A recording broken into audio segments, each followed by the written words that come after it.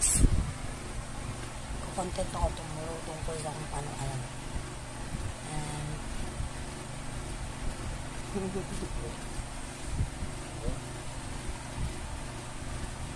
Wala, ipapost ko, ilalagay ko lang sa YouTube videos ko para at least may videos yung YouTube. Say hi. Look.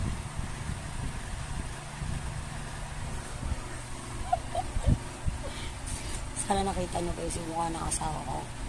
Ganyan po, pinagtitripan niya ako pag nagsasalita ko lagi sa videos. Hindi niya ako pinagtitripan. Kasi gusto ko talaga maging vlogger. Sana ko yung vlogger. Kung nanlalaban yung eyebags guys. Check time.